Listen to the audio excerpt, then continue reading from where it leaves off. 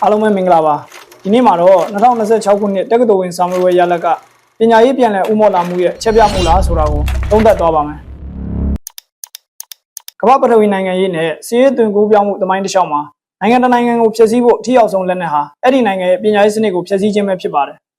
လက်နက်ကင်ပဋိပက္ခတွေပြည်တွင်းတောင်းကျမ်းမှုတွေဟာနိုင်ငံတကာနိုင်ငံရဲ့လန်ဒရာနဲ့အခြေခံစောင့်အုံတွေကိုတင်ဖျက်ဆီးစေတာမဟုတ်ပါဘူးအနာဂတ်မျိုးဆက်သစ်တွေရဲ့အသိဉာဏ်ပညာကိုပါဆွေးနွေးပြဖို့ကြိုးစားလေးရှိကြပါတယ်မြန်မာနိုင်ငံဟာလည်းပြီးခဲ့တဲ့နှစ်တွေအတွင်းဒီလိုဆိုးရတဲ့ပညာရေးဆိုင်ရာချင်းချောက်မှုတွေကိုရင်ဆိုင်ခဲ့ရပါတယ်ပြည်တွင်းတောင်းကျမ်းသူအဖြတ်သမားအဖွဲ့အစည်းတွေဟာနိုင်ငံတော်ရဲ့အုပ်ချုပ်ရေးရန်တရားပြပြဖို့နဲ့လူငယ်တွေလမ်းမရောက်စေဖို့အတွက်စာသင်ကျောင်းတွေကိုပြစ်မှတ်ထားတိုက်ခိုက်တာဆရာဆရာမတွေကိုချင်းချောက်တာစာမေးပွဲတွေမကျင်းပနိုင်အောင်နှီးမျိုးစုံနဲ့နောက်ဆက်တာတွေကိုလှုပ်ဆောင်ခဲ့ကြပါတယ်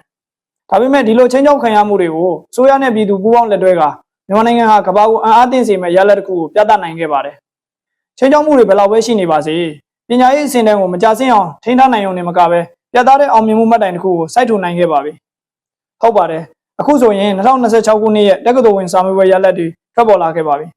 တနိုင်ငံလုံးအတိုင်းအတာနဲ့အောင်မြင်သူကျောင်းသားကျောင်းသူပေါင်း330,000ကျော်ရှိခဲ့ပါပြီအောင်ချက်ရာခိုင်နှုန်းဟာ52.39%ရာခိုင်နှုန်းအထိရှိခဲ့ပါတယ်ဒါဟာရိုးကိန်းဂဏန်းတစ်ခုမဟုတ်ပါဘူးစီးပွားရေးအရာပိတ်ဆို့မှုတွေစီးရေးအရာနှောက်ယှက်ဖျက်ဆီးမှုတွေကြားထဲကနေဂျုံထွက်ပြီးရယူခဲ့ရတဲ့အောင်ပွဲတစ်ခုဖြစ်ပါတယ်မိခိုးတလူလူဘုံတန်တရုံလုံးကြားထဲကနေကညင်စီမိခွက်ကိုအမိတ်မခံပဲစာကျက်ခဲ့ကြတဲ့မြမရင်သွင်းငယ်တွေရဲ့အောင်ပွဲဖြစ်တယ်လို့နိုင်ငံတော်ရဲ့အနာဂတ်လူသားအရင်းမြစ်ကိုပိတ်ဆို့မခံဘူးဆိုတဲ့ပြသတဲ့တန်ဋိဌာန်ရဲ့ရလဒ်ပဲဖြစ်ပါတယ်နိုင်ငံရေးနဲ့စီးပွားရေးပညာရှင်တွေသုံးသပ်ကြတဲ့အထက်မှာအကြက်တဲကာလတစ်ခုမှာအစိုးရတရက်ရဲ့အရေးချင်းဟာအခြေခံလူမှုစီးပွားဘဝနဲ့ပညာရေးကိုဘယ်လောက်အထိကာကွယ်နိုင်တယ်ဆိုတဲ့အပေါ်မှာတိုင်းတာလေးရှိကြပါတယ်ပညာရေးအတွက်ဒီလိုရလဒ်ကောင်းတွေထွက်ပေါ်လာဖို့အတွက်နိုင်ငံတော်အစိုးရအဖက်ဖက်ကနေဘယ်လိုအားသွန်ခွန်စိုက်ကြိုးပမ်းခဲ့တယ်လဲစီးရေးအရလုံခြုံရေးမဟာဗျူဟာကိုကြည့်မယ်ဆိုရင်တောင်းကျမ်းသူတွေရဲ့နောက်ဆက်ဖျက်ဆီးမှုတွေအန်ဒီရတွေကြားထဲကနေကျောင်းသားကျောင်းသူတွေစိတ်အေးချမ်းသာစွာစာမေးပွဲဖြေဆိုနိုင်ဖို့နိုင်ငံတော်လုံခြုံရေးတပ်ဖွဲ့ဝင်တွေဟာတက်ဆုံဆံပြလုံခြုံရေးလုပ်ငန်းကိုတိစောက်ပေးခဲ့ပါတယ်ပညာရေးအစဉ်တန်းထိန်းသိမ်းခြင်းကိုကြည့်မယ်ဆိုရင်ပညာရေးဝန်ကြီးဌာနအနေနဲ့အခက်အခဲတွေရှိနေပေမဲ့တင်ယွန်းညွန်းတန်းအစဉ်တန်းနဲ့စာမေးပွဲစစ်ဆေးမှုစနစ်ကိုကမ္ဘာစံချိန်စံညွှန်းအတိုင်းရောပါမှုမရှိအောင်တင်းကျပ်စွာထိန်းသိမ်းခဲ့ပါတယ်ဖြေဆိုနိုင်ုံနဲ့မကပဲရည်ချင်းရှိအောင်မြင်စေရမယ်ဆိုတဲ့မူဝါဒကိုကင်ဆွဲခဲ့တာဖြစ်ပါတယ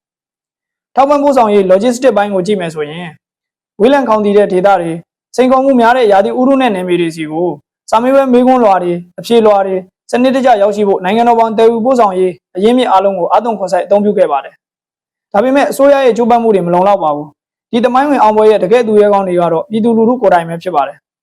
တောင်းကျမ်းသူတွေရဲ့သွေးထိုးလှုပ်ဆောင်မှုတွေချင်းချောက်မှုတွေကိုပြည်သူတွေကပညာရေးနဲ့ပြန်လည်တွန်းလှန်ခဲ့တာဖြစ်ပါတယ်မိဘပြည်သူတွေဟာမိမိတို့ရဲ့သားသမီးတွေကိုတနက်ကင်တဲ့လမ်းမပေါ်မရောက်စေဘဲနဲ့ဘောပင်ကင်တဲ့လမ်းမှန်ပေါ်ရောက်အောင်အသက်နဲ့ရင်းပြီးကျောင်းတွေကိုပို့ဆောင်ပေးခဲ့ကြပါတယ်။ရပ်ရွာအခြေပြုလူမှုကူညီရေးအသင်းအဖွဲ့တွေဒေသခံပြည်သူတွေဟာစာစစ်ဌာနတွေဘေးအန္တရာယ်ကင်းရှင်းဖို့လုံခြုံရေးအဖွဲ့တွေနဲ့လက်တွဲညီညီပူးပေါင်းဆောင်ရှောက်ခဲ့ကြပါတယ်။ဒါဟာပြည်တွင်းတောင်းကျမ်းသူတွေရဲ့ပညာရေးဆိုင်ရာချင်းချောက်မှုကို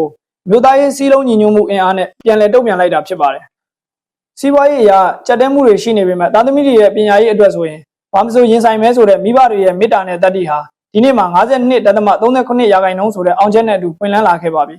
။နိုင်ငံတကာစီးရေးနဲ့စီးပွားရေးလေးလာသုံးသက်သူတွေရဲ့အမြင်အရပြည်တွင်းစစ်နဲ့ပဋိပက္ခဒဏ်ကိုခံစားနေရတဲ့နိုင်ငံတစ်ခုဟာပညာရေးစနစ်ပြိုလဲသွားရင်အဲ့ဒီနိုင်ငံရဲ့နလန်ထုံမှု recovery ဟာဆယ်စုနှစ်ပေါင်းများစွာကြာမြင့်တတ်ပါတယ်။ဒါပေမဲ့မြန်မာနိုင်ငံကတော့ပြိုလဲမသွားခဲ့ပါဘူး။အခုအောင်မြင်သွားတဲ့လူငယ်330,000ကျော်ဟာအနာဂတ်မြန်မာနိုင်ငံကိုပြန်လည်တည်ဆောက်မဲ့အင်ဂျင်နီယာတွေဆရာဝန်တွေစီးပွားရေးပညာရှင်တွေနဲ့နိုင်ငံခေါင်းဆောင်တွေဖြစ်လာကြတော့မှာပါ။